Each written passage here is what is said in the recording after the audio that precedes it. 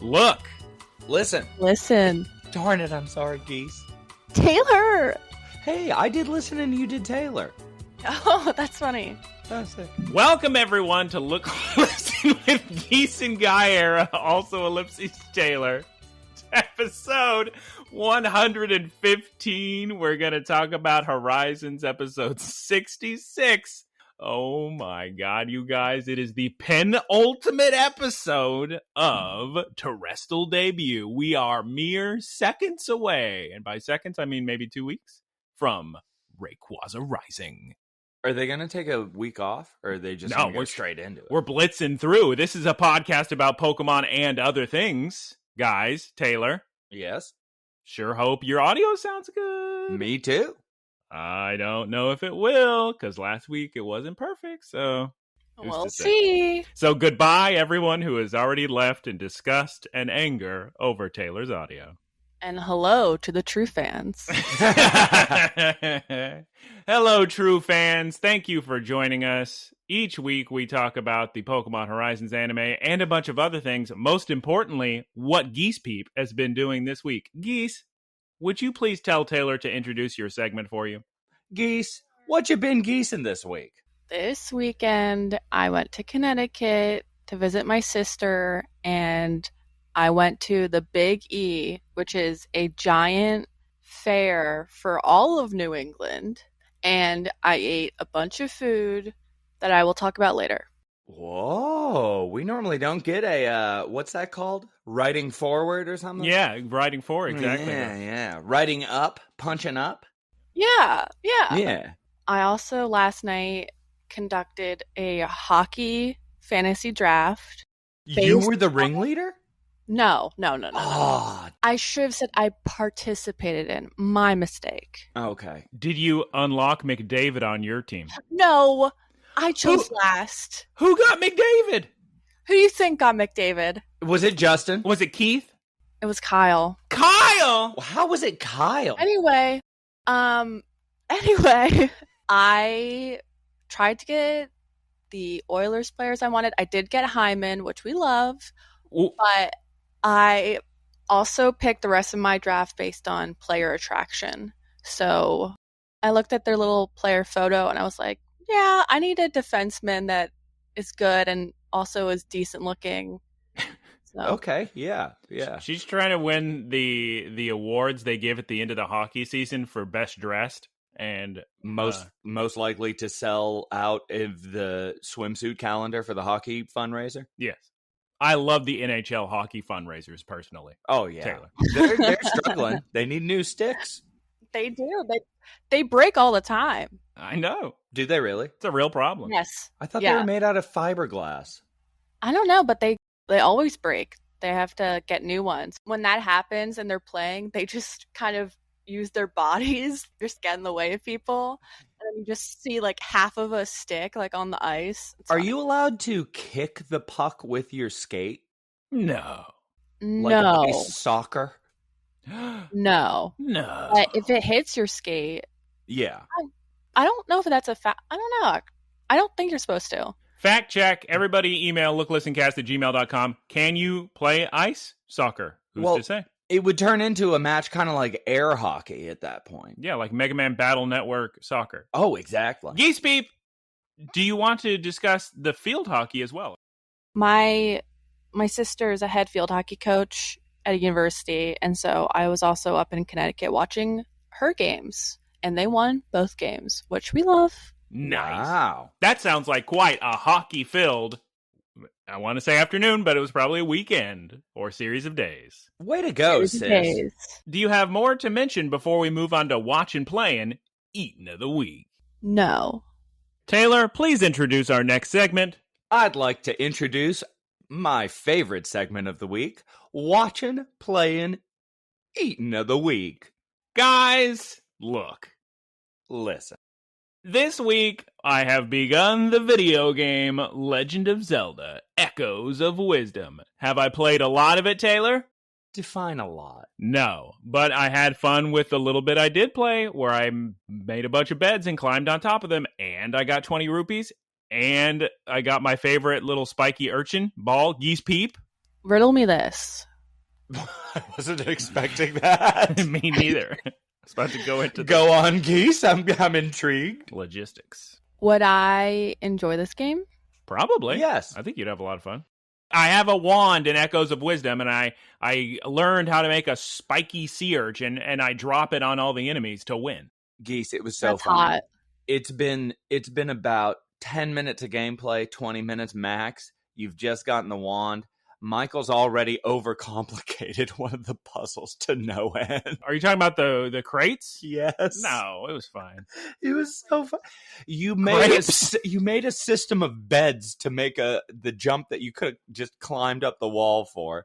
And then you dropped a boulder and that didn't work, but you should have just done the spiky. The boulder, guys, look.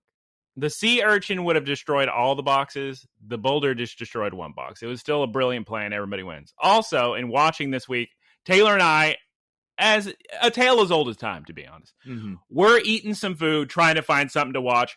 Documental, no new season. No out. new seasons. Come on. Even though it's a 12-season show, they've only still got the 4 they've had up for years on Amazon. We're looking everywhere. We're trying to find something.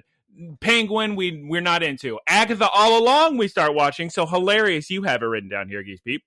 Eventually, I just have to pay $4 so we can watch the first episode of Twin Peaks again. So, way to go, everybody. Because the first episode of Agatha All Along, they're trying to do this kind of kitschy little True Detective. Like, everyone's being a little bit silly with their characters. And we're just sitting there saying, this is just a worse version of a procedural detective show. It should be Twin Peaks. So we watched Twin Peaks. I was half watching it because Justin and I were talking and eating Cava. Yum, yum, yum. Spoilers. Did you just... I don't know if you cut out or if I didn't hear it, but it sounded like you said, eating Cava, go Oilers. Spoilers. Oh, okay. Also go Oilers. Cava, the new sponsor of the Edmonton Oilers. Ever since that very well-jawed defensive line came out with that calendar. Honestly, the defensemen are not the most attractive ones. Oh, wow. Shots fired to the Oilers. It's the centers. Geese, they're covered in equipment. They don't need to look good. Geese Peep, why don't you talk about Agatha All Along before I move on to my one little eating? Well, yeah, I was half watching it. I wasn't super impressed. I also missed a bunch of, like, exposition, whatever. But, like, I'm not hooked. It's okay. Uh-oh. Well, I'll have to watch it. Like I mentioned before, I've watched every Marvel thing except for Secret Invasion, which I could not take. It's so bad. It's so boring. I will never watch it, sorry. Apologies to all involved. The bad thing is watching Agatha All Along. As somebody who hasn't seen any of the shows, I had to say to Michael, just point at things that I should be excited about. Just say, ooh, here's this cameo. Ooh, they said this noun. But if you're trying to hook a new fan, you need to make the show good enough that they go back and do their homework. They call it onboarding, girls. Yep, and I'm not boarded on, I'll tell you that. Well, this week in eating, I ate a spicy chicken bun from Silver Lake Ramen. Shelly loves Silver Lake Ramen. Speaking of Shelly, I should have begun the topic of discussion with the crazy stories. Shelly visited Los Angeles, and we went to a concert. Guys, we're jumping out of watching, playing, eating for a sec. We're moving back into Geese Peeps Geese of the Week, featuring a story from Mike. What you been, Geese and Geese? Thank you. Shelly and I combined have been to hundreds of little Canadian indie rock concerts. It's just a bunch of goofy Canadians. The vibe is always the same.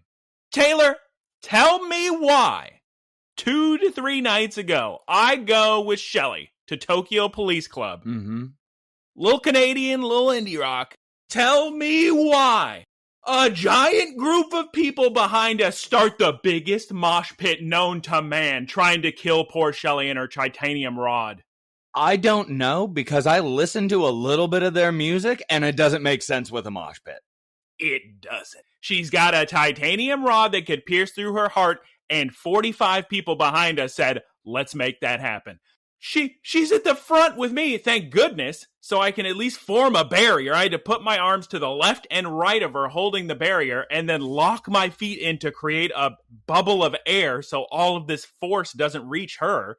So it's all just falling on my back. And then when it comes from the sides, I have to turn like I'm in Extreme G for the Nintendo 64. These kids keep trying harder and harder to kill Shelly. And eventually one of them starts to crowd surf. And he's coming right for me, right for Shelly's head. And I have to move his foot out of the way. And then he kicks me in the mouth and he breaks my skin. Luckily, I don't think there was any blood. And the whole time I'm just thinking, what is... Finally, that's when like some people came up to try to, I guess, stop the crowd surfing. But I guess at this venue, the Regent, they don't care about a bunch of mosh pits. I've been there before from other shows. There was never a mosh pit, as you might imagine. Girls. I just don't understand. I could see a mosh pit happening at that venue. I can't see it happening to that music. That would be the same thing as it happening at a Hatsune Miku. I don't understand it either. And then it gets to the encore, and I go, oh my God. And at this point, there's a woman being pushed deep into me from the right. And she has the gall to say, can you stop with your elbow? And if that woman doesn't understand that I'm not the reason she's in pain right now, it's the 45 people moshing behind her, I don't know what to tell you. Yeah. I don't know what to tell you. There are certain points where somebody's, like, whatever complaint they're levying against you is so farcical that you just have to totally ignore it because it just doesn't make any sense. She even tries to say something to Shelly, and Shelly just stares at her. I'm picturing her sneaking under your arm and saying, excuse me, could you tell him to not with the elbows?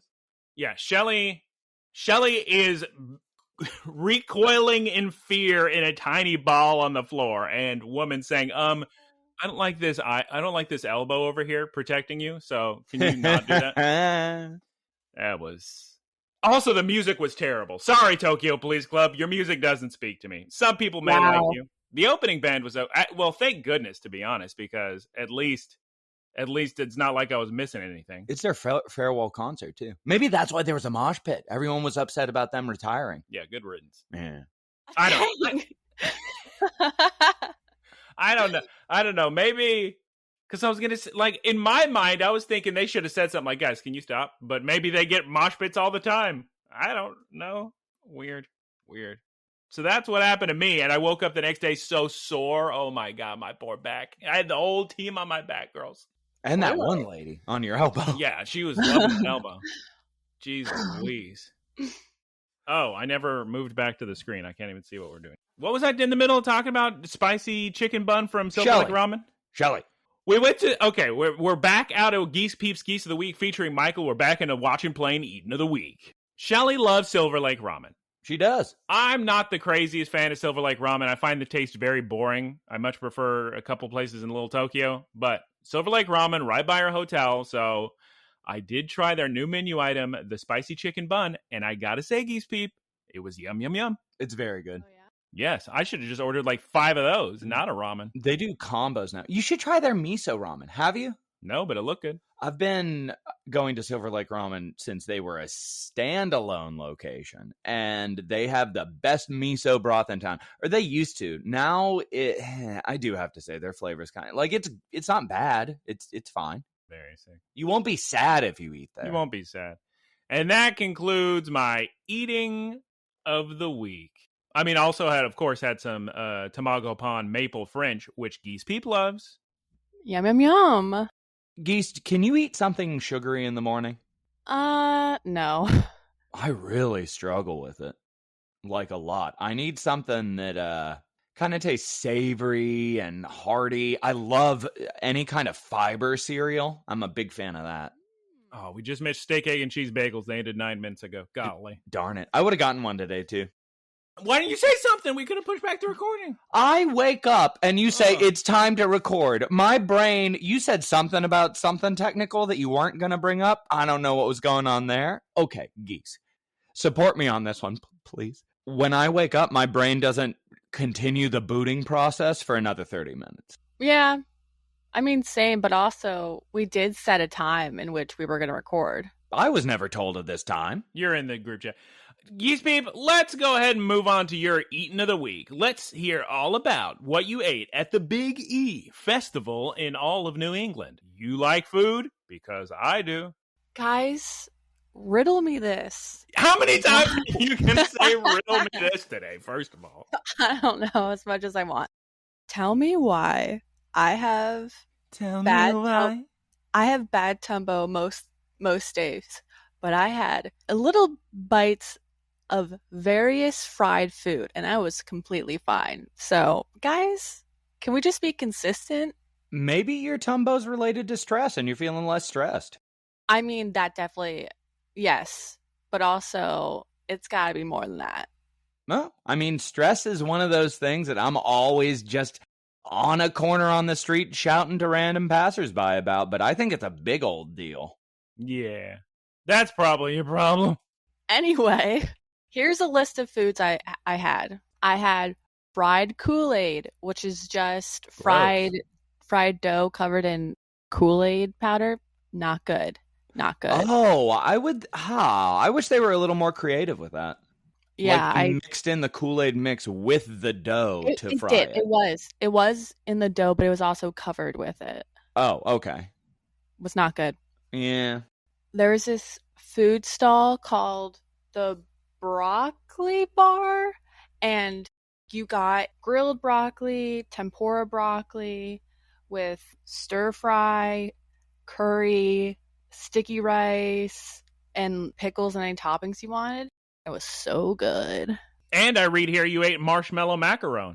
Yeah, it was $8 for one macaroon, and I was like, guys, it wasn't worth it. Macaron? There's two different things. It can't be a macaroon. Is it a macaron? Is it a macaroon or a macaron? Macaron. Oh, the small guys, they're like... The little hamburgers? Yeah. Those aren't good. They're not worth it. General population of the planet, I don't know what you see in those things. Can you please tell the audience, what is that object called? A macaron? It's not a macaroon? A macaroon is those little swirly things, but I don't know because it's probably us ruining a European term. Same thing that we did with macchiatos. Well, I don't like macchiato. Macchiato is just an espresso shot with a little bit of milk to show on the top. But Starbucks is like, oh, it means caramel. No, it doesn't. There's plenty of macchiatos with no caramel. Oh my gosh, can I finish? That was a big thing. No, give us just a second, Geese. We're in our coffee talk of the week. It was a big thing like 10 years ago. Anyway, regardless of what it was called, it was $8. It was not worth it. Oh, no. Yeah. I also had kettle corn, and probably after the broccoli, my favorite thing I ate was the hot apple cider donuts. Ooh. Good. Nice. And then also that weekend, whenever I go visit my sister who lives in New Haven, we try a new pizza place. And I actually tried two new places. I tried Yorkside Pizza, which is Greek-style pizza, and it's really good. And I tried Sally's Pizza, which is like one of the really famous ones, which is like the hot oil pizza. And that was pretty good too. I want that so bad. Also, you had beignets and lemonade at the big fair. Yeah, those were fine. Those were fine. Taylor, those were fine. You could calm down about the beignets and lemonade. And then you had Cava, Geese Peep? Yes, I hung out with Justin and I got my usual order at Cava. Oh my God.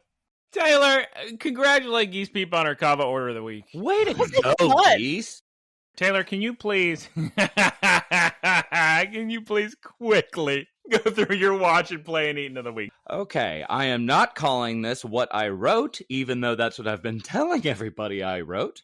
It is Super/Man, the Christopher Reeves story or something. This is a film. Okay, let me introduce you. Now time to introduce, what did Taylor watch this week? Perhaps a film on HBO Max or Netflix? No, it was actually in a theater. I went to Fly Free. Darn it! I went to Super/Man, the Christopher Reeves story. All I have to say is that movie was an hour and a half, and it felt like it was 4 hours with the amount of information it gave you. Nice. They only did the thing where I hate it when documentaries do this, because you know that whoever's behind the camera is just saying, oh, go keep rolling, keep rolling. When somebody's being interviewed and they're getting really emotional, so on paper it's more interesting, but for me it always just seems very intrusive and rude, where somebody's like, I'm sorry, and they're having like an emotional moment and the director's like, don't cut. And it's really quiet as the person has like a mini breakdown on the camera. So they only did that maybe 2 times, which is good. The information presented was very, very interesting. it's not like I'm more enriched with the knowledge, but I did like the storytelling. So good movie. That film is also available on Google.com. Christopher Reeves movie. I know it's on one of the girls. I think it's on HBO. It's on HBO Max or Netflix or one of the girls. I found that out way later. And by way later, I mean right now. And I'm upset about the $23 I don't have anymore. Ooh, 23 big ones. That's nothing compared to what Speaking of which, yeah, should we tell the A-list guys story? Everybody needs to get really upset on our behalf. I'm so mad. Right now, because if you'll recall, if you listened to a previous episode, Geese Peep and I went to go see Beetlejuice in the theater, and we both decided, wait, it makes more sense just for her to get an AMC A-list membership because the IMAX tickets are so expensive. Of course. And she said, okay, I'll just cancel it. And I said, yeah, that works perfectly. Yeah. This is 3 adults in the room who all have AMC A-list right now. And when she goes to cancel, they say, part of the secret agreement you agreed to is that you must stay for a minimum of 3 months or we charge you $1,000 cancellation fee. Like an evil villain in a tower on a cliff overlooking the sea. Also, if you cancel, you can't resubscribe until after 6 months. Disgusting behavior. To me, so the minimum amount that they get out of you is 3 months because the fee that they charge you is the equivalent of an additional 2 months. I've never read this anywhere. This magical 3-month minimum. Nowhere in any of the agreement stuff did I see this. It's so scummy. To me, it really screams that AMC is struggling. I think Geese's current plan is just to use it for 3 months. You should. But I'd fight that one tooth and nail. It honestly may be easier to just go through the credit card and dispute it that way. But man, I'm so upset at you, AMC, for this practice, this not unsanitary practice, unsavory. We're gonna email the Better Business Bureau right now. Yes, everybody email the Better Business Bureau. The funny thing is, Fly Free. Darn it, Superman, the Christopher Reeves story. I saw it in AMC, and it wasn't covered by my AMC. Yeah, neither was Coraline. But at the same time, that just makes me feel so bad for AMC because they must be just years away from bankruptcy. They're the only, they'll be fine. They're the only movie theater. Well, there's like a couple chains. Yeah. B and C. I'm honestly really upset about the whole I can't resubscribe until after 6 months thing. That's been a thing. Taylor, it's time for you to discuss Coco Ichibanya. No, I'm talking about Polo in LA. All right. It's part of my watch and plan. I have been back in the water, as someone may know among us. And I'm going to say that I was a little bit nervous about coming back to Los Angeles to play water polo. Why is that? Because players on the West Coast are easily the best in the country. When I first moved out here, the caliber of play was so significantly different. I came out here mentally just ready to get scored on so much, and it just didn't happen. I went to this practice, and I was like, oh, okay, yeah, all right, that's fine. Is it time for Coco Ichibanya? Yes, I love Coco Ichibanya. I've been 3 times. One of the times was bad. I mean, not bad, but I was just upset about the amount of money that I spent. It was all right for me. My chicken was all right. It's so weird because the person that I was eating with got one of the most beautiful curries, and he's sitting there with all of his croquettes and all of his just awesome chicken and so much curry. And I looked at mine and I was just thinking, this is what I get. This is what I get for ordering 40 minutes before they close. Everybody's just upset. They don't know how to place a to-go order from the table. It was easily the least pleasant experience that I've had there, but that's not saying much because normally Coco Ichibanya is just an A+ out of 10. What do you expect 15 minutes before close? Exactly. Honestly, yes. Okay. Guys, time to move on to our next segment of the week, Poke News. News of the week. Geese Peep, our first piece of news from SarahB.net is for you. A new event has been announced for Pokemon Sleep to celebrate the debut of Old Gold Power Plant. Look at these Pokemon, Geese Peep. From October 7th through October 21st, there's Shinx, Aaron, Grubbin, your boys. I'm excited about Grubbin. He's a baby. Also, they're just dropping Poketoons left and right because Sarah B reports that the latest episode of Poketoon is now available. Angry Primeape Observation Diary. Ooh. For audio-only watchers, Poketoon is Toon, not Tune, as I thought. And finally, they released a full video trailer spoiling everything you could ever want to know about this anime we cover. That's right, Rayquaza Rising, the new trailer's been released, and I don't understand why they do this before the events happen in the episodes we're watching, but what are you going to do, I guess? Every time I think about spoilers in Pokemon, for some reason, it's always somebody next to a grave. It's a kid's show. Liko's not going anywhere, but I'm just picturing like Liko or Roy crying over a grave on a hill. No. Guys, you've waited long enough, and the time has finally arrived. It's time to discuss an episode of Pokemon. Would somebody, I don't know who, please tell me what happened last time on Pokes? Previously on Pokemon. It turns out that Liko and Amethio aren't so different after all. Except Amethio can still use his Terastal Orb, and Liko's not allowed because they haven't fixed that yet. Are you reusing last week's synopsis of the week? Yes. For this week's last time on Pokemon? Yes, I am. Oh, my God. Well, because that's all they did is they just connected, and then Liko still can't use her Terastal Orb. Cutting corners. Oh, real quick, Geese Peep. Before we move on to this week's episode, please tell us your score for last week's episode, and would you like to comment on last week's question, which you can scroll up and read. I really liked the episode, and I'm sad that I missed it. I'm going to give it a 9.3. Oh, wow. Nice score, Hold Geese. on, let's write it in. And the question regarding the treatment of Ceruledge, yes, the English version did do a much better job of addressing Amaranth's distress and concern over Ceruledge. I wish we had that in the Japanese version. We all wish. Thank you very much, Geese Peep. And now, please tell us this week's episode's title, '(S) in English. System Invasion, Crisis at Naranja Academy. Or in Japanese, システム侵入 Orange Academy. Now, here's the thing. When Liko pronounced this in the beginning, she didn't pronounce the no. So is the no implied? She said Orange Academy Kiki.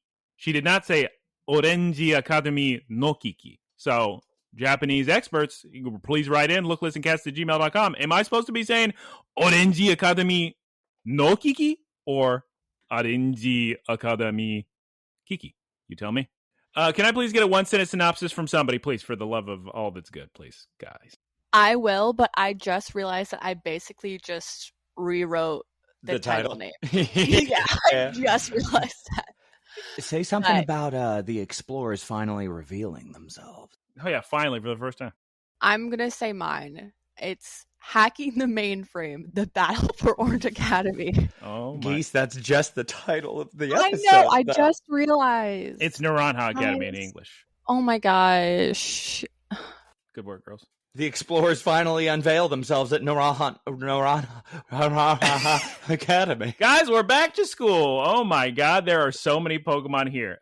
Guys, you can go and fast forward 15 seconds if you don't want to hear me list every Pokemon, but unfortunately, it's in the contract. Unfortunately, I can't fast forward 15 seconds. Well, unfortunately, snap! Unfortunately, shots fired. Take a hike. Oh, whoa, wee.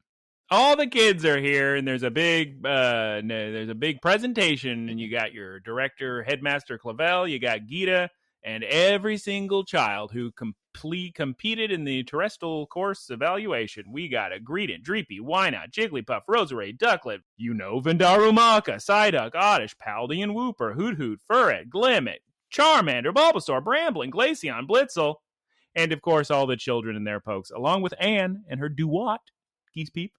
It evolved. Duat. Yep.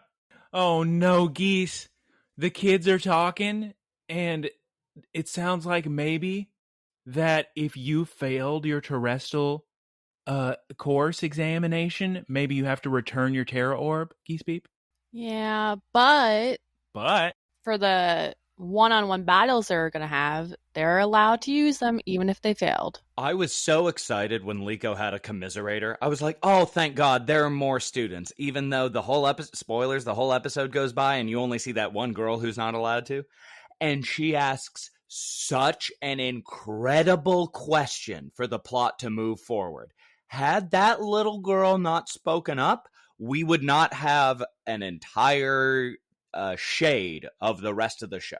Liko looked so sad that she was going to give up her Terra Orb. And spoilers, at some point during this episode, spoilers, parentheses, before it happened, I said, I wonder if there's going to be a situation where Liko is seen using her Terra Orb and they change their mind. I wonder spoilers. I was like, I know this is going to happen. Well, Geese, you said that 2 episodes ago. Yeah. Liko looks so sad. In my notes, I called Liko Dot. Big surprise there. But she actually, I got to hand it to Liko. How old is she? 14? 13? Something like that? Little baby girl. I would not have handled that permanent missed opportunity half, not 10% as well as she is. She turns to Florigato and she says, all right, Florigato, this is our last time terastalizing. Let's do our best. Me, Taylor, would have been crying, would have been looking for loopholes, would have been pouting in a corner, would have been giving up Pokemon adventuring. Florigato's fine. Yeah, we'll terastallize sometimes. It's time for a tournament. Oh my God, it's not an anime without a tournament. Ooh, yes. We get a theme song. And we're back from the theme song. It's going to be a 1 versus 1. And we see that Anne's Duat is already battling. She's using Aerial Ace against a Roserade in the face with that Duat. Oh, Duat's so sick. Now, all the children, all the main characters, all the protagonists are watching right as Nimona shows up with her Pami Pamo Pamato Pomoto. One of those. Yes. Geese Peep, don't look now. But all the gym leaders are here. Here to watch what all the kids are going to do after they did the tests. Except for Grusha. Uh-oh. Did you guys notice in this scene the background painting? Like, they'll normally just paint background characters, but they have a dude in a constant 24/7 state of screaming, just not moving. There's a couple little goofs in this episode. I thought, budget? Geese and I both screenshot this off-model Roy and Liko midway through the episode where they didn't look good at all. They didn't look like themselves at all. That's a shame. I do think they're probably... It's such a weird time in a series to phone it in, right before you're changing to the... right before you're changing to the next series? Well, I think that's what it is. I think all the budget goes into the next couple episodes in the what do you call it? The old season premiere. Probably put all the money in there, so they ran out of money on this one. In good news, though, guys, Fuecoco is very adorable in this scene, and Geese Peep, just enjoy Fuecoco while you can. That's fine. It's fine. What if I just quit this podcast once he evolves? Over Fuecoco. You need to realize that all of his evolutions are great in their own way. They are. They are too, Geese. Your opinion is wrong. Oh my God. Hey, your opinion is wrong, Taylor. Don't start me. Don't start with me. She'll go off. Guys, there's a few too many ripe fruit metaphors going on, to be honest, right now, and I'm uncomfortable. I don't know if you noticed all that, but I did not. Too much. At this point, Dot gets a phone call on her Rotom phone, and it sounds very important, Geese Peep. It's Penny, and she's very mysterious. Meet me in the nurse's office. Oh my God. Oh my God. Guys, it turns out the school's been hacked by the explorers. It was Chelsea all along, in disguise. Agapon. It's Age-sen. Oh my God, what are we gonna do? It is so great how much happened in the background while we were in that cave. Oh, I'm saying, girls. Oh my. Guys, look. Last week was a nice, relaxing episode. We had a slow conversation. You know, it was interesting last week because we realized that Liko and Amethio aren't so different. Got Taylor! But this week is so packed. there's stuff happening every second. We're going to be jumping between characters so often. So let's jump into this funny music with Penny asking all about the details on the explorers from Dot. And then I think, what, are they cutting the next day? No, they just turn the lights on the nurse's office on it. Okay. So now, grab your charts. Dot and Penny are going to discuss Terapagos. Yes. Information that they Dot heard from Clavel in his office. Remember, they were going on about Area Zero. Right. Terapagos sighting. Yeah, DLC. Yeah. Out now. Oh my God, this is what the explorers were after, Geese Peep. It's Terapagos and information regarding Terapagos. Again, a very efficient use of time in the episode. I feel like she's been a teacher there for a while. Why now are they just hacking? No, she joined. She joined as a teacher at the beginning of the school year. Yeah. I know. But like, why today? Because they explained, because all the teachers are outside, so nobody can see her. Okay, I guess. Spoilers. Oh my God, it's time for Dot and Penny to rush over to Clavel's office. Oh my God, Geese Peep.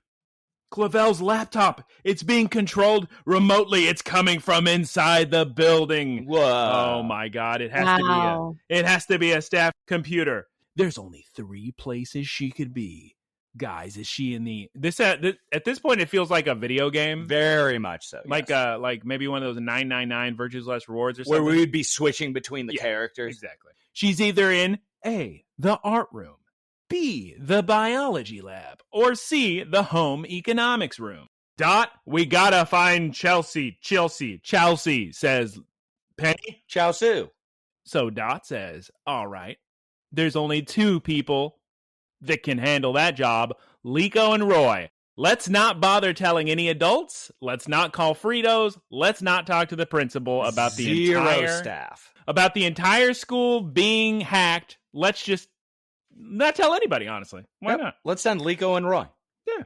In all fairness, they send them to the best locations. Roy winds up in the art studio. Perfect placement for that boy. You remember his little art project? Fantastic. Yeah. Liko winds up in the home ec room. Remember her baking competition? Perfect. Exactly. Great job, Penny. Great job, Penny. Also great, because, spoilers, they run into some Explorers members who just happen to be the types weak to Fuecoco and Floragato. So how about that? How about that? We cut to the outdoor battlefield, and we now see more students battling in the tournament. There's a Plusle, a Jolteon, an Abra, a Minun, in addition to the Pokemon from earlier. And this was so cute, guys. So they're having a conversation on the phone, the kids, Dot, Roy, Liko. Terapagos hears his name, so he pops out of the bag all excited. It was that's so cute. Very cute. Anyway, this is the scene where the art on Roy and Liko is very bad, very off-model, very weird. It's time. Time. Roy, art room. Liko, home economics. And Liko's sprinting, and there's a guard in the hallway, and what does he say to Liko? Hey, stop running. It's dangerous. And Liko says, I'm so sorry, rather than tell him what's going on and what's at stake. I don't know what her mind is doing. Oh my God, they're looking everywhere, guys. They can't find Chelsea. Oh my God, the security guard has been taken out by a Garganacl. He and his Psyduck have been rock salted. Oh no. This is one of those instances, because I always pay attention to when Pokemon attack people, because I'm very curious about how Pokemon versus person, how that power scaling would work. So I guess he assaulted the security guard via Pokemon attack. Yeah, I'm sure it's a crime. Liko luckily sends out Hatterene to help Psyduck and the guard. And at this point, Roy bumps into our girl, Sanduichi Coral. And she's dressed as Sanduichi, and she power morphs to Coral. Guys, look, I mentioned before, but you need to get ready for so much character switching and goofing. So try to follow along. Because it's so rapid fire at this point in the episode. We just go, Roy, Dot, Liko, Fritos, perhaps. I don't think Fritos in there, but we're jumping between a lot of characters, all right? Guys, you following? We're ready. I'm following. Now we got to Liko. She runs into Sidian on a bridge outside. Then we cut to Dot. seeing Chelsea through the window to the biology lab, typing away. But she's very smart, and she takes a picture and sends it to Penny as proof. But Metacham tries to stop her. Oh my god, it yells the warning cry, so that way Chelsea can do something to stop the kids or something. I don't type faster, who's to say? It doesn't seem like she needs anything. She's currently dressed as a teacher, and so she decides to power morph into Explorer's outfit, Chelsea. Oh my god, Geese Peep, the data's being stolen, and we can see it on this very computer right here. 43%. We cut back to Sidian, and he's trying to steal Terabagos! Commercial break. I like Sidian's rationale. I like that he was saying, well, we needed research on Terabagos, but straight upgrade would be getting Terabagos. We're back from the commercial break, and oh my god, who could possibly have predicted this could possibly ever happen in all possibilities? Geese Peep, what gym leader is in the library right now? Grusha. And he's with Satotl. As soon as I see Grusha, my mind goes, oh, he's going to see Liko do a great job battling. She's going to terrestrialize, and she's going to pass her course. And I just hate Grusha. Oh, my God. As a person. But then Grusha finds the injured guard, too. And Hatram, oh, I should have mentioned earlier. Liko ran off, but told Hatram, hang out with the guard. Just make sure he's all right. Or Hatram, why don't you go get help and inform some people what's going on? I think the real problem was that nobody told the security guard there was danger nearby. Hatram, look, it's me, Grusha. You want me to follow you? Okay.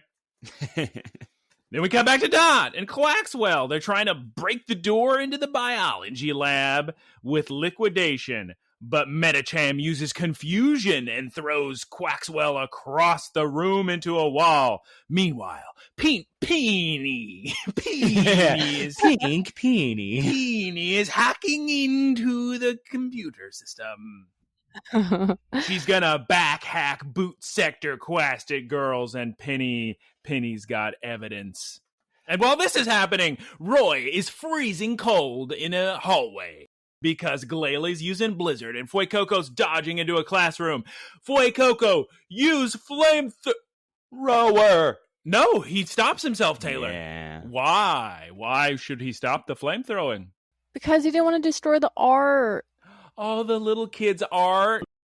I loved this, that they included this, that he doesn't want to destroy the art. I think that's such a great touch of character. Ugh. Yeah, it's fantastic.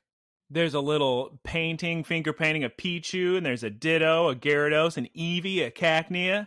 So Roy says, nuh-uh, we're not going to flamethrow in here. Come on out, Kilowattrel. Let's fly out of here. So question, what is the age group that would be contributing this art to the school? They look like kindergartners, but... The projects look like they were done by kindergartners, but it's my understanding that everybody at the school is a teenager. No. So Coral chases after Roy on Glalie and accuses him of trying to run away. But he's not trying to run away, Geese. He's just trying to battle away from the art. Flamethrower, Blizzard, it's Dragon Ball Z. And then we cut to Florigato, Magical Leaf, and Garganical. Salt Cure, Stone Edge, Magical Leaf. Oh, now we're going hard with the music, everybody. If you weren't hyped up enough already with them switching characters every 5 seconds, now you're going to be after another Salt Cure. At this point, I thought Geese Peep must hate this. It's 90% battles, jumping between battle. It was okay. It felt like it went quick. Yeah, there was a lot going on in this episode. Yeah. Maybe because they switched to so many characters, you don't have a time to be annoyed. Salt Cure, Quick Attack, Audacity, Audibly, Antibody, Acrobatics, Florga. Oh my God, Geese! Look, listen. I know you don't like battles, but you gotta hand it to Florigato because she does this grapple yo-yo, underspin, dodge, slide, kick. And it's so sick. It's incredibly sick. Her yo-yo's going to town, all the while Grusha watching, just as I predicted through the window. Just standing there. And just doing his normal cold stare. Got him. Not second. Well, he goes to help Liko, but Hatchram stops him and kind of like insinuates it, like, no, let her cook. Oh, really? I didn't get that at all. I didn't either. Yeah, that happened. I just saw Hatchram cheering Liko on with Citadel.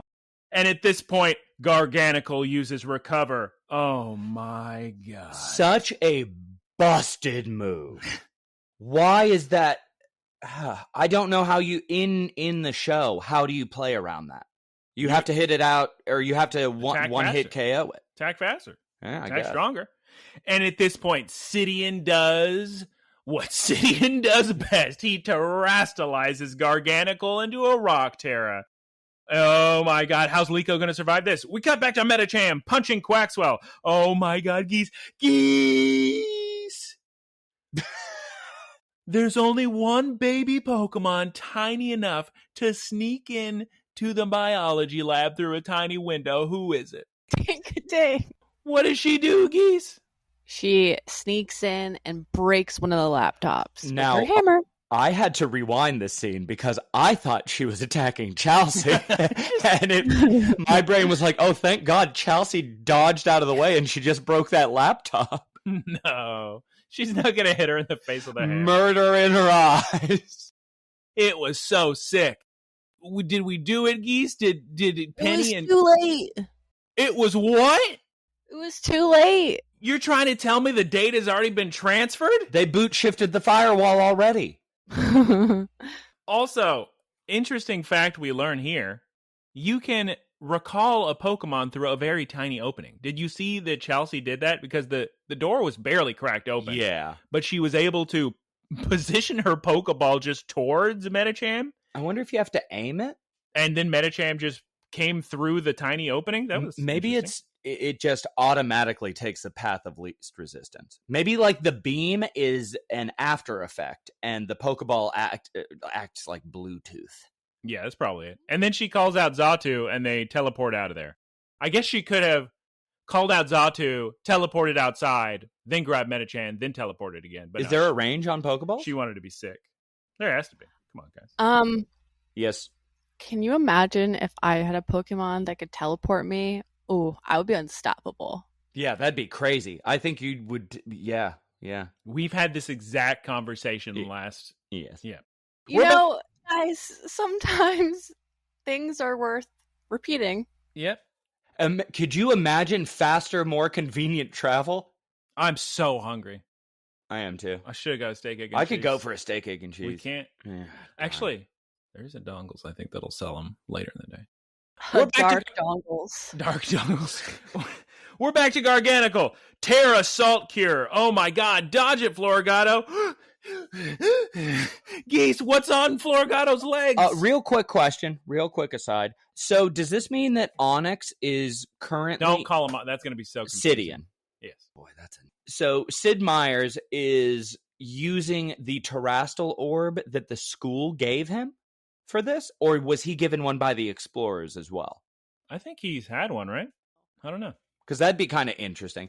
And it makes it even more interesting that, like, there's no way for this event at the school to end and Liko and poor other student to not be able to terastalize. Because at that point, they're actively giving Terra orbs to the explorers. Oh my god.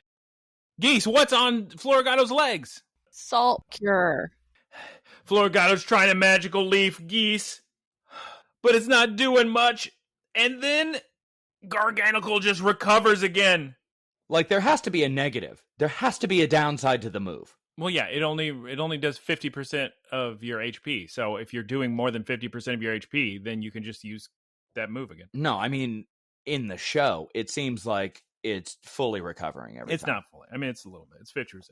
Okay, it looks brand spanking new every time you use it. The salt keeps growing on her legs. But at this point, Geese Peep, Liko makes a stand. What does she say? She's gotta terastalize. She's gotta for the school. Yep, to protect my friends, to protect the school. That's right, guys. Liko can't afford to lose. For God and country, I terastalize in the bloom of her youth. Go, Florigato! And immediately, Garganical goes for a Stone Edge, but Florigato jumps out of the salt. Magical Leaf, Salt Cure, another Dragon Ball Z Hype Destructo Leaf Beam. And the Leaf Beam goes so hard, it completely knocks Garganical out of terastalization, and he's knocked out. Because Florigato makes it do a sick little loop-de-loop. Oh, so sick. It was very cool. Geese Peep. Sidian is so impressed with this performance by Liko. What does he do?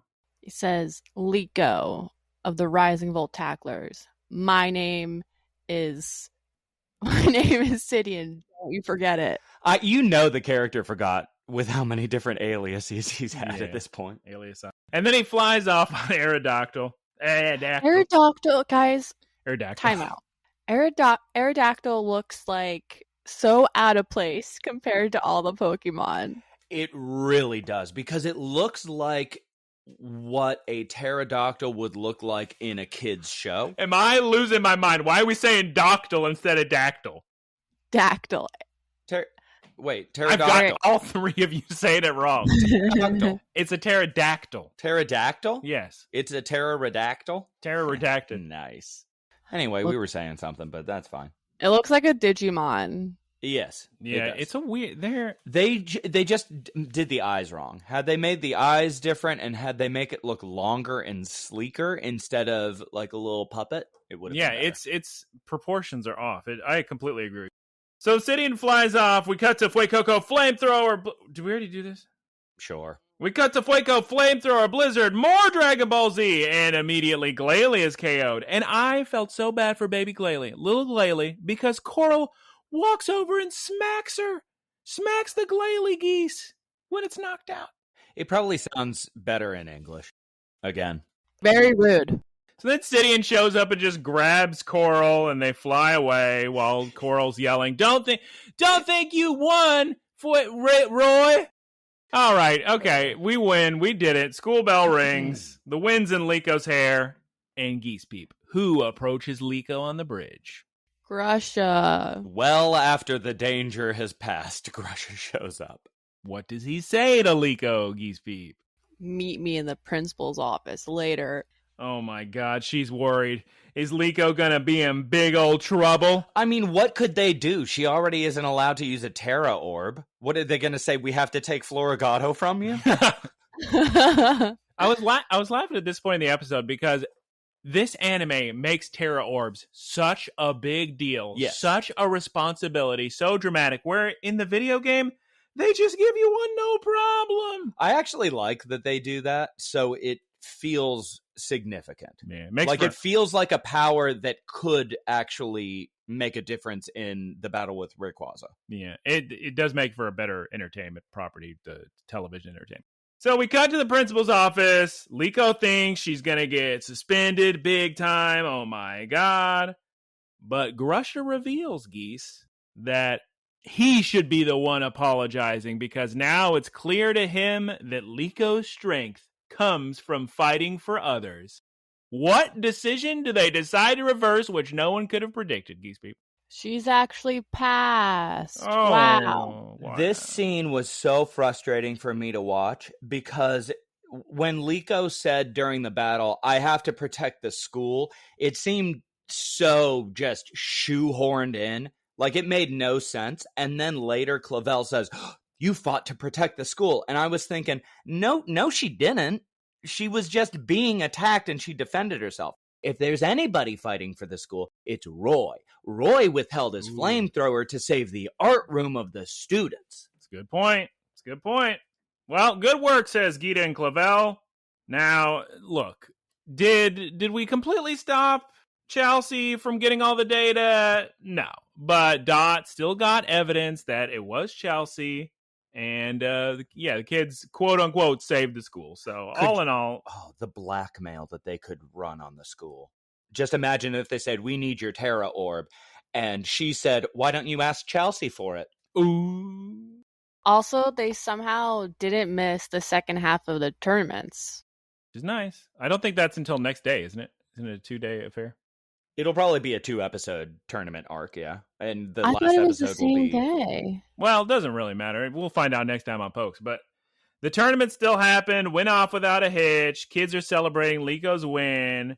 And then What's-Her-Face comes over, Dendra, and Dendra says, guys, Liko.Roy, my boys, my girls, we have to change the lineup. We have to change who you're fighting because we, in this 1v1 tournament, we place the people who won their terrestrial examinations against each other. So we've made some changes to the pairings, and it turns out, Geese, who is going to battle whom?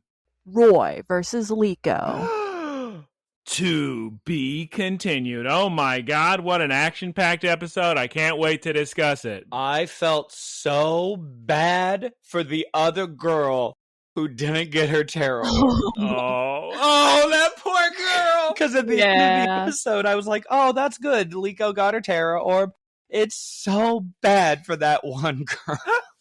She should have saved the school too. But she's going to have to do more finger painting to save her reputation. Yeah. Before we discuss the episode, it is, of course, time for Frito's Seminar of the Week. This week with Anne's Pokemon, Duat. Geese Peep, take it away with Duat. Duat, for some reason, is the Pokemon of this week. Because he was in the episode he fought. He aerial aced a Roserade in the face with his scowl chops. Duat, the discipline Pokemon. Ooh. I thought you were going to say the disco Pokemon. I wish. Me too. I love Duat, both of you. It's a fantastic. I think it might be my favorite starter line. Both of you. I'm so sorry. I mean, no disrespect. I'm so sorry too. Duat, the discipline Pokemon, a serious Pokemon that doesn't go a day without training. It puts in all of its effort to learn how to use one certain thing. Is it A, a bud, B, a hammer, or C, shells? C, it's scowl chops. Yes. To acquire a flowing swordplay style using its 2 shells, it puts itself through strict training day after day. And we get an animation of Duat fighting Captain Pikachu, and Fuecoco really loves the shell, picks up a shelter and tries to emulate it, but it gets bit in the butt, and he screams. Yeah, Shelter bites Fuecoco's tail. It's cute. After Duat and Cap are sparring. Just like Shelter loves to do to Slowpoke, everybody, and evolve into Slowbro. That's right. Exactly. Thank you, Geese Peep, for your Frito's Seminar of the Week. Guys, this episode was a bit much for me. I really enjoyed slow-paced, nice relationship building last week. This one, no, I didn't have fun. I'm sorry. I mean, it's a big plot. I guess there were some cool battle sequences, but it was too much, not fun. It's like they didn't spend any time writing anything that interesting because they just jumped between the 3 characters nonstop. So you got to fill in the time that way. I mean, there's some cute moments. There's some cool moments with the artwork. High point of the entire episode was Roy saving the pigs. That is what I'm thinking of now. Because I was going to give it just a straight 8.0, but the paintings being saved, maybe I'll give it an 8.3. Geese Peep, how did you feel about this episode? I kept checking to make sure I wasn't watching it at 1.25 speed because it felt like that. I don't know. It was fine. I think I would give it an 8. It was just, a lot was happening. The best part was Roy saving the art. Yeah. Anytime there's a hacking scene that's not done calmly, I always think of the hacking scene from the show Castle. And if you haven't seen that scene, just search for it. Castle hacking scene. You're welcome. It's hilarious. That's how this one goes too. Roy saving the art was the only reason to watch this episode. There was nothing really interesting. We didn't learn anything new. There have been better fights. There's been better exposition. I'm just thinking about, in 4 weeks, I'm going to forget that I watched this episode. I'm going to forget all the fights and everything. So I would give it like a 7.7. Wow. Yeah. It wasn't bad. I can't say that it was a waste of time, but it just didn't really do anything for me. That's great. I thought I was going to be the only one that didn't like it because there's so much battling and stuff. And It was just too much stuff happening without any consequence whatsoever. We knew Liko was going to get her Terra Orb, and I wish that it had happened a different way. And I guess we don't like when we just predict what's going to happen immediately, because I knew it was going to be, Grusha sees her battling, yes. And it's like, it would have been cool if she had discussed it with the principal and Grusha was there, and she had to make a case for herself. And then Grusha had to say, well, maybe I can have some character growth too. And it's not just about results, but instead it's everybody stays the same, except Liko randomly yelled out, I've got to save the school, which has never been a sentiment that she's cared about. She's been in remote study programs the entire time. She doesn't care about the school. Well, yeah, she does. In the very first episode of the series, she was like, oh God, let's move away so these Pokemon don't destroy this building. Yeah. Go on, Geese. I completely agree with Taylor. You're absolutely right. I wish she had to use her own voice to fight for her worth to get the orb. Yeah. Wow. Sorry, guys. Apparently we weren't crazy about this one. Sick. It's not like I gave it a 6. I didn't hate the episode. I would have preferred several things happening differently. Taylor scores high, so 7-7 means it's dog S word. Honestly, dog water. Let's call it. Hopefully next week's better, because we're about to reach the season finale, and we're going to see how we like that. I think these next 2 episodes are actually going to be pretty good, because they have been, just this episode notwithstanding, I think they've done a lot of very surprising character growth in both Liko and Roy. Liko being able to battle very, very well is totally different than what I thought was going to happen. I thought it was going to be Roy's the battler, Liko's the feeler. That's how they kind of set it up at the beginning of the show. And it seems like they're moving in different directions. Well, guys, that concludes our discussion on Pokemon this week. Let's go ahead and move on to our question of the week. Taylor, would you please read this week's question from R.D. Fine, including the subject line? Shouts out to R.D. Fine, who asks, Hidden Power. What is one talent or unique skill you have that many, or perhaps even most, people don't really know about? Ooh, Geese Peep, what's your hidden skill? I may have mentioned this before, but I can pogo stick while jump roping. Wow. Okay, so let's take a step back from that statement. You have not mentioned that before, and what? And where are your hands during this? On the jump rope? With my legs. You hold the pogo stick with your leg. I'm holding the pogo stick with like my knees by squeezing my legs together. Uh-huh. And I'm using my hands to jump rope with the pogo stick. That's how I do it. Wow. My question. You've never mentioned this before, so that is a very unique skill. My question is... that most don't know about. Is it an extra long jump rope? And were you a child when you figured out you could do this? It is not an extra long jump rope, and I was a child. I also don't know if I mentioned this, but I used to do competitive jump roping. What? That's awesome! Is why I learned how to do it, because I did it for shows. Oh my God, this is not very well known. Geese, that's so sick. This is the perfect answer to Artie Fine's question. 99% of people don't know about this skill. 9 out of 10 dentists are shocked. Businesses hate her. Let's find out why. Number 4 will shock you. That's crazy, Geese Peep. What about you, Taylor? What's your sick abilities? I entered a talent show in middle school, which is one of my few memories of that time in my life. And I can make my eyebrows do like a little wave thing. I can't right now because my face is so incredibly swollen and I can't move it at all.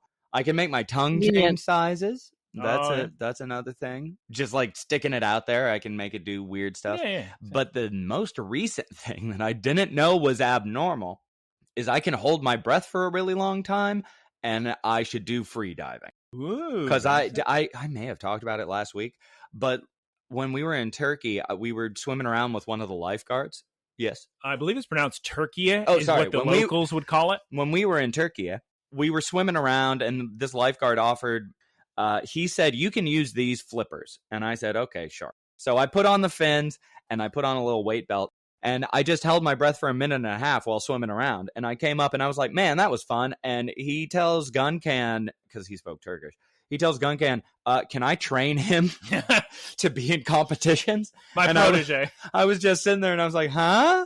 So that's what I'm going to do next year when we go to Turkey. Free diving accident coming Taylor's way. That's how he will meet his watery end. Shouts out to apnea. Yeah, shouts out. Yeah, I guess my hidden talent, some people can't touch their nose with their tongue, I guess, which is easy enough. I definitely can't do that. Easy, look. Nope. Can't do that? Not me at all. They Can't say do it's it. impossible to lick your elbow, but I bet I can do that if I try hard enough. I can, I'm also like too flexible, but that's like a bad thing where I have that joint disorder where you're just ridiculously flexible. Yeah, I licked elbow. I got elbow easy. Easy. Wow. Yeah. Thank you for your question, Artie Fine. I'm very glad you asked it because I had no idea that Geese Peep was such a champion ropist. No, they call them ropers. I'll tell you the name of the team I was on after the call. Why can't you tell us the name of the team on the call? I don't want to get doxxed. It's How like a are local... they going to dox you? You're talking about Antique Roadshow and where you're... No, it was like a local group. Like the name is really specific. I can't say it. Guys, thank you all for listening. It's time to move on to the wrap up. Geese Pete, please take it away. Thank you everyone for listening. You can find us on social media at Look, Listen, Cast on Spotify, Apple Podcasts, and YouTube. Oh my God. Like and comment so more people see it. Yeah, guys, why don't you like and comment, Taylor? Thank you to Keith for our artwork. You can find him at twitch.tv/Keith2. He just started ranking Genesis games, so you should go watch him. Yes. Also, shouts out to Professor Boilerplate for the Ticklebits at twitch.tv/prof_ticklebits. And thank you for the website. Thank you to our supporters. You can support us by going to looklistencast.com or on the podcast feeds themselves. There's a little link at the bottom. Also, please recommend this podcast to your friends only because there's no swear words, so every single grandma and every single nephew and niece and friend can listen. There's nobody who would be offended. Our 2-month goal is to get every grandmother in America listening to this. 2-month goal. And then, of course, please send in questions to looklistencast@gmail.com. Thank you so much. It's time to go. We're going to say goodbye. Geese Peep's busy doing something. I don't know what. Prepping to say goodbye 4 times. Goodbye. Goodbye. Goodbye. Maybe 2 more goodbyes. Goodbye. Bye. Can you say bye? Howdy, y'all. It's me, Geese Peep. Thank you for listening to the Geese Peep Productions podcast. Geese Peep Enterprises, doing business as Peep Industries, together with its subsidiaries, is a diversified worldwide entertainment company with operations in media networks, talent management, parks and resorts, multimedia entertainment, and consumer products and interactive media. Geese Peep Enterprises is a Dow 30 company.